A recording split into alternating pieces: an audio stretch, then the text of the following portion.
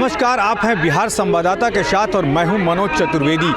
TET और set TET और CTET के जो नियोजित शिक्षक हैं, होली के बाद विधानसभा फिर से शुरू हुई है और वो वहाँ गर्दनीबाग धरना स्थल पर मैं दिखा रहा हूँ आपको। देखिए, हजारों की संख्या में लोग जुटना शुरू हो गए हैं।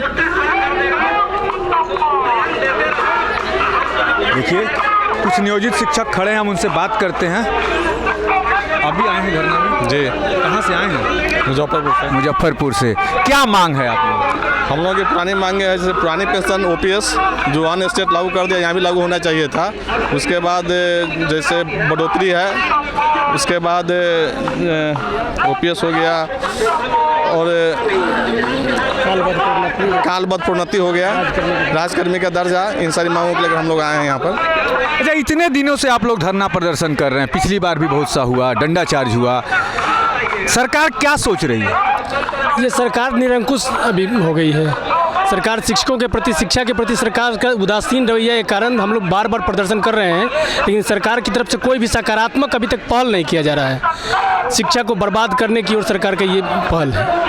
आप लोगों को, नियोजित शिक्षकों को, जो आप लोगों की मांगे हैं नहीं मानी जा रही हैं और उसके विपरीत नए शिक्षकों की करीब 2,39,000 भर्ती की घोषणा कर दी गई है। क्या है ये सब? ये सब सरकार की लॉलीपॉप है। किसी तरह उलझाए रखना है लोगों को, काम आगे बढ़ना नहीं देना है, शिक्षा को बर्बाद करना है और लोगों को उलझाए रखना है कि हम नया रोजगार दे रहे हैं। लेकिन जिनको रोजगार मिल गया है उनको अब बार बार देख रहे हैं कि अप्रशिक्षित शिक्षकों को हटाने की बात चल रही है।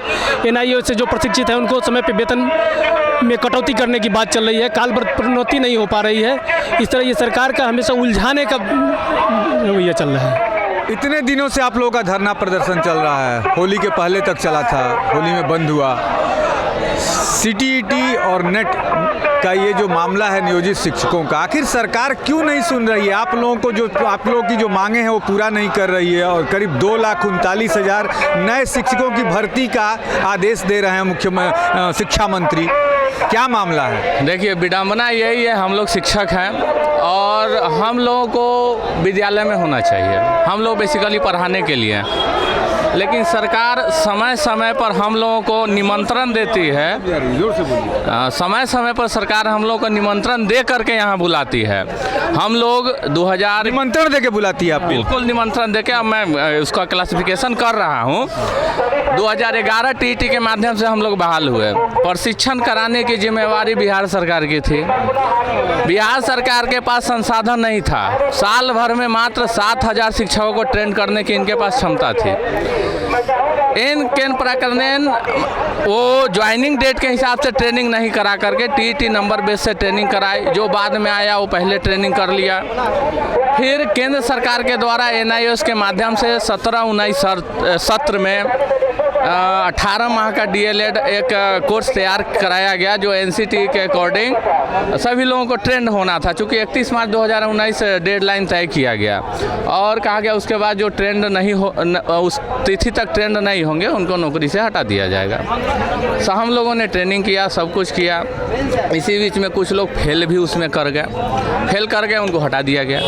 वो लोग कोर्ट चले गए। कोर्ट से डिसीजन आया कि भाई लोग 10 साल सेवा किया है, ट्रेनिंग कराना सरकार की जवाबदेही थी, तो इनको पुनर्नियुक्त कर दिया जाए, यानी नए सिरे से इनका योगदान करा लिया जाए। अब देखिए, बिहार सरकार की जो चाल है, इसमें 70,000 जो एनआईओ जो केंद्र सरकार कराई थी, उस सभी शिक्षकों को इस कैटेगरी में डालकर कह रही नहीं, इनको हम नवनियुक्त कर देंगे। और नवनियुक्त होने का मतलब है जो हमने 10 साल सेवा दिया उसका कोई मतलब नहीं रहा।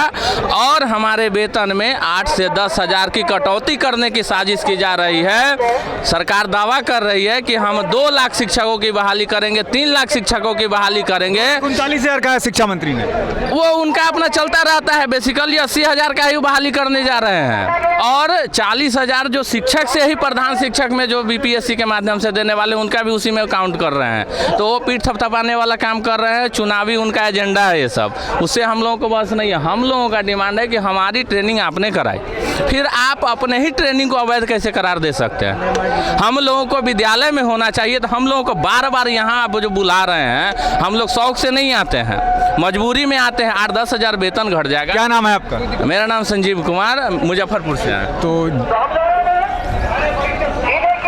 जैसा आपने सुना कि शिक्षा मंत्री चंद्रशेखर जो हैं अपनी पीठ थपथपाने का काम करते हैं और जो नियोजित शिक्षक उन्होंने कहा कि वो न्योता देकर हमें बुलाते हैं यहाँ पर।